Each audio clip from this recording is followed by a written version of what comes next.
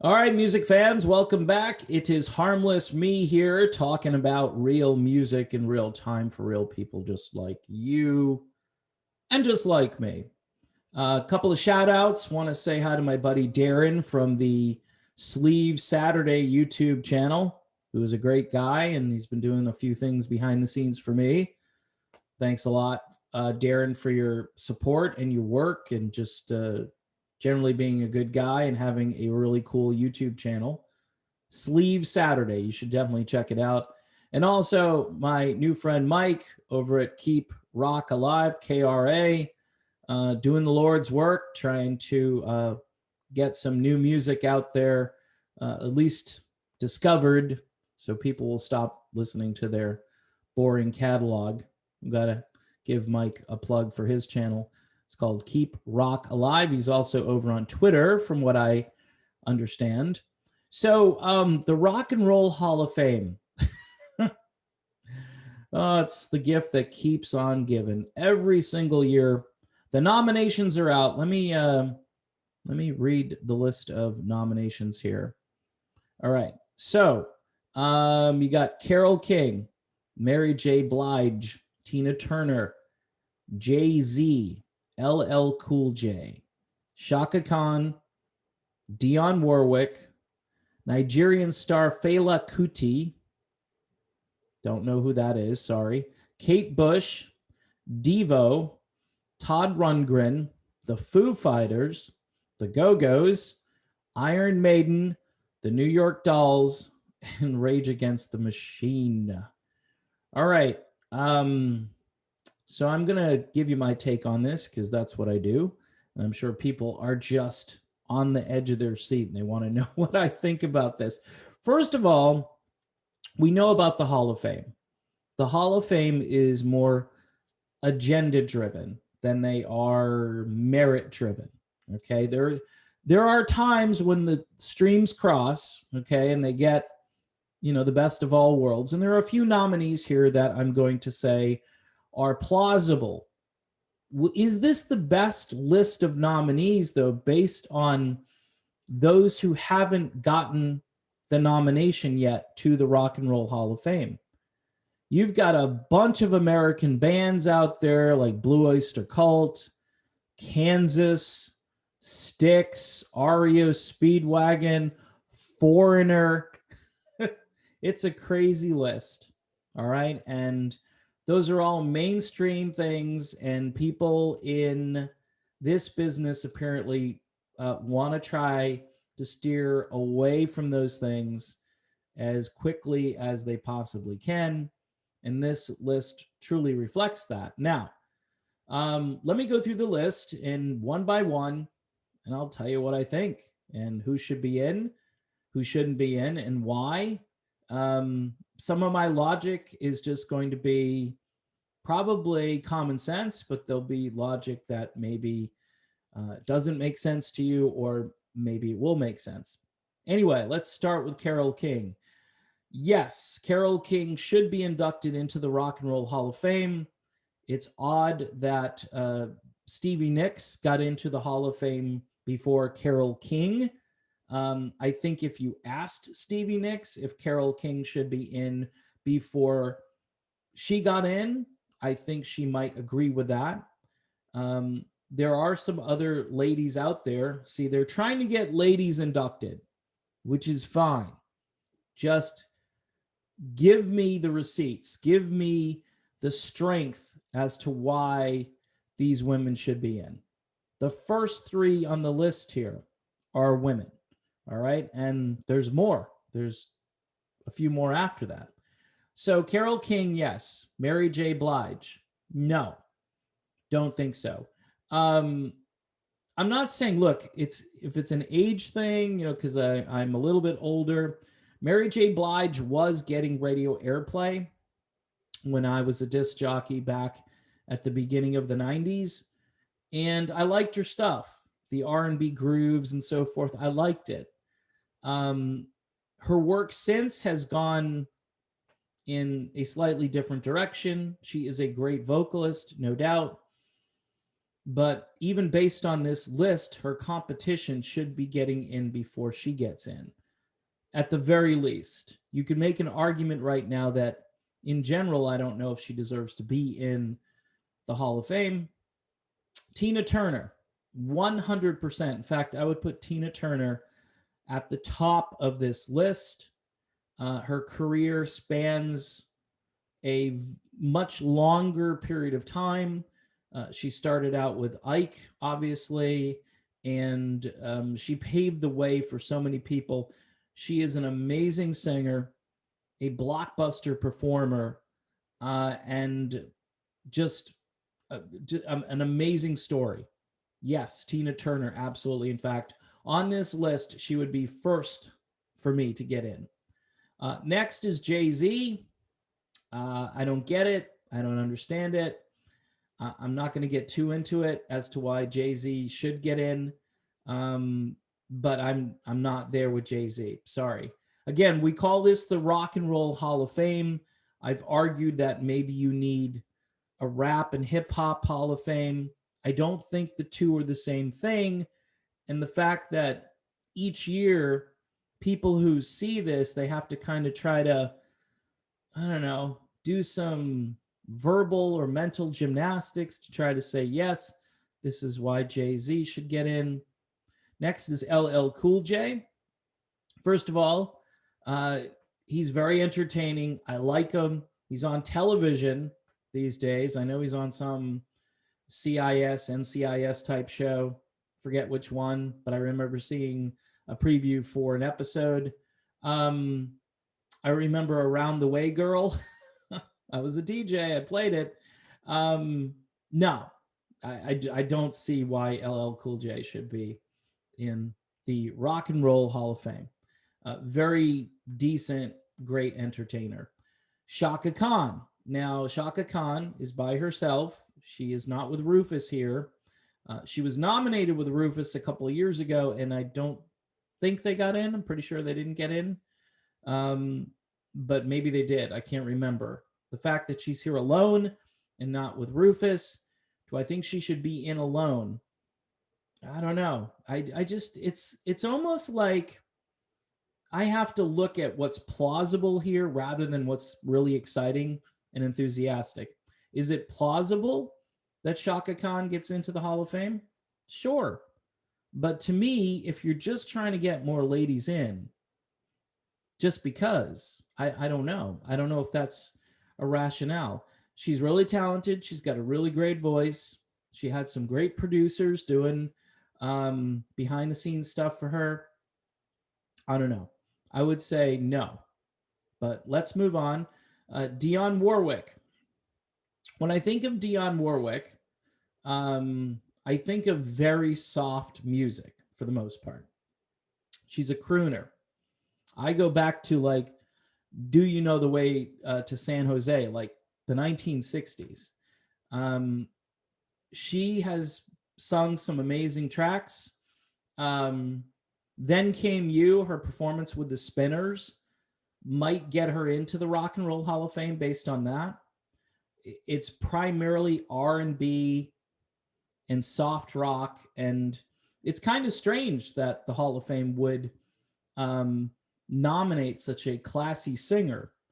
So I'm going to say maybe she gets in. I don't think of the Rock and Roll Hall of Fame and Dionne Warwick like in the same thought bubble, but it's plausible. It's more plausible than Shaka Khan, LL Cool J, Jay-Z, or Mary J. Blige. Late Nigerian star Fela Kuti. Don't know who that is. So you know what I'm going to do? I'm going to pass. All right. So next on the list, we got Kate Bush. All right. So if I'm going to use the same standard I kind of used with Mary J. Blige and Shaka Khan, coming from a different perspective, Kate Bush more on the alternative rock scene, underground music scene. She's really interesting. She's really innovative, very creative, and probably shouldn't be in the Hall of Fame. Maybe someday. I don't know. There are a few ladies that you have to get in before Kate Bush, but Is it plausible that she gets into the Hall of Fame? Yeah, it is. But again, out of all the people other than Jay-Z and LL Cool J, I would say she's, I don't know, she's way down on that list. Next is Devo. Now, some people will agree or vehemently disagree on this one. Devo, who are primarily known as a one-hit wonder band for their song Whip It at the beginning of the whole new wave craze. And they are on this list because they're supposedly innovative and groundbreaking and cutting edge, but there was no longevity to their career, none. And even though I know their primary songwriter and producer and arranger within the band, I think his name is Mark Mothersbaugh. He's gone into scoring music for television and for other types of, I don't know, movies, or I know there's other things that he's done behind the scenes. It's not enough. Then you got to put Danny Elfman in there, and Oingo Boingo should be nominated. Nope. Sorry, Devo should not be in the Rock and Roll Hall of Fame. Could they get in based on the criteria here and based on the Hall of Fame's prior inductions? Yeah, they could get in. Todd Rundgren is next. He got nominated before. He's back again, which shows me that they want to put Todd in there. I don't have a big problem with Todd Rundgren. He's a bit of a genius, both with production and making interesting music. I think he is a closet lover of soul music, although he made some really strange sort of stoner cosmic soul type music in the 70s. Very cutting edge, very groundbreaking. He is literally a one-man band. If you've ever heard his version of Good Vibrations by the Beach Boys, it's insanity. I don't know how he did it, and thus I think he probably should be in the Rock and Roll Hall of Fame, not just based on that, but he had a decent amount of 70s output, which did get some radio airplay. So he could make radio music and he could make really experimental music. And I think through his boredom, he liked to just toy around with equipment and make a lot of incredible sound. So yeah, I'll put Todd in there. Am I super enthusiastic about Todd Rundgren based on what I know who isn't in, again, the list of these American mainstream bands like Kansas and Styx and Foreigner and REO Speedwagon, who are not even being nominated here, just being ignored year after year. And the list is much longer. And of course, I've forgotten a whole bunch of them. But I'm enthusiastic for Todd Rundgren, but not like over the moon. Next on the list is the Foo Fighters. Not a Foo Fighters fan. I'm going to have a timeline bias here. Okay. You might as well put Matchbox 20 on the list too, right? If you're going to do Foo Fighters. No, I don't see it. There are people in the world of classic rock that have just dubbed Foo Fighters a classic rock band at this point because of how long they've been around. Based on what I said in the prior paragraph about all these bands that aren't in, the Foo Fighters, see, the 90s represents something that the Hall of Fame likes. Okay? When all the music kind of went dark and I don't know, top 40 changed, and then your adult contemporary stations became alternative rock stations, and I don't want to get too deep in the weeds on that, but no, I'm just, this is maybe Dave bias, but no on the Foo Fighters. You may like them, and they may be a good band, and I've heard their music, and I don't despise it, but I don't think they should be in the Hall of Fame. All right, the Go-Go's. Absolutely 100% should be in the Rock and Roll Hall of Fame. All-girl band. They eventually became a talented band that could play their own music and play it well. They broke a lot of ground, And certainly, I mean, longevity is a little bit iffy because you're really talking, what, 3 albums for the Go-Go's? But they were like a meteor when they were on the scene.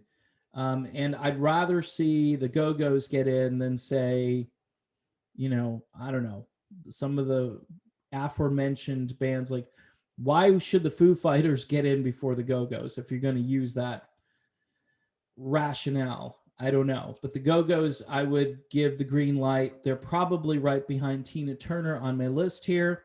So far, this is a mildly enthusiastic list that I am trying to make the best of here. Iron Maiden is next. Now, the metalheads, the hard rock fans, are going to be really disappointed if Iron Maiden doesn't get in, because each year, whether it's Judas Priest or Iron Maiden or a band that represents the hard rock and heavy metal category, the band might get nominated, but then they completely get ignored and rejected. Okay, Judas Priest is not on this list this time around. Iron Maiden is. What's amazing about Iron Maiden, at least here in the United States, is I think they had one rock radio song, and that's it. No top 40, no mainstream rock other than that one song I just mentioned. They are enormously talented. They are enormously creative, and they do represent rock and roll, which is a little bit different than some of the nominees on this list. So I'm going to say yes to Iron Maiden. And again, it's a little bit weird, though, that we're talking about Iron Maiden, and you've got bands like Steppenwolf that aren't in the Hall of Fame, and Blue Oyster Cult that aren't in the Hall of Fame. But I will say, okay, just for the sake of having something get in there, that's rock and roll. Next, the New York Dolls. No. New York Dolls is one of these typical picks from the Hall of Fame. They had a little span of time, where they were kind of popular in the underground. You can put the New York Dolls in the category with like the Velvet Underground, who, yes, they got into the Hall of Fame. All right. And the New York Dolls kind of represent sort of that punk or pre-punk or, I don't know, glam rock. There are all kinds of categories you can throw this music into. And this is why the Hall of Fame nominated the New York Dolls, who sold probably about 100 albums. No, I'm just kidding. Maybe 200. The point is that the Dolls just, I'm sorry, they're okay and slightly interesting, but I just don't see it. I don't see why you would put the New York Dolls in the Rock and Roll Hall of Fame. But this is probably the favorite nominee of the Hall of Fame, other than the Nigerian guy who I've never heard of. Finally, Rage Against the Machine. Fans of Rage Against the Machine will probably want Rage Against the Machine to be in the Hall of Fame. I am not a fan of this band. Sorry. I've got no interest in it. And so I'm kind of agnostic, but I will say that they could get in based on the popularity that they do have. Again, I just see so much of mainstream American rock, radio-friendly music that is just ignored year after year. And when I think of Rage Against the Machine, I don't think of, mainstream rock, but they did have a bit of a go with radio for a few years. I don't know. So let me just read this little paragraph here, or just quote it. The ballot reflects diversity, okay, and the depth of artists and the music that the Hall of Fame celebrates. Now, again, this is called the Rock and Roll Hall of Fame. And this is John Sykes who is telling us this. These nominees have left an indelible impact on the sonic landscape of the world and influenced countless artists that have followed them. Now, again, according to Eddie Trunk, influence is more important than actually achievement, or it's measurable along with achievement. I don't know. I think achievement should be the top thing, because you can be a total original artist and other people can say, yeah, that artist influenced me, but their sound is nothing like that other artist. I just think you need to be the best band or artist you can be. And, you'll get people to enjoy your music based on how much work you put into it, how creative you are, if you can write decent songs and so forth. In any event, um, reflecting diversity does not mean reflecting merit. Okay. And this is something throughout our entire society right now that I would like to see the best of what we can do rather than just sort of picking out a bunch of different artists that supposedly um, represent something that we need to celebrate. But are we celebrating the music or are we celebrating the categories? I would rather celebrate the music. That's just me. So on this list, let me list my Dave's, I don't know, top 4, top 5.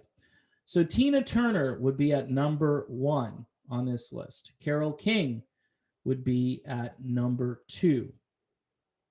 The Go-Go's, I think, would be at number 3. Todd Rundgren would be at number 4. And Iron Maiden comes in at number 5.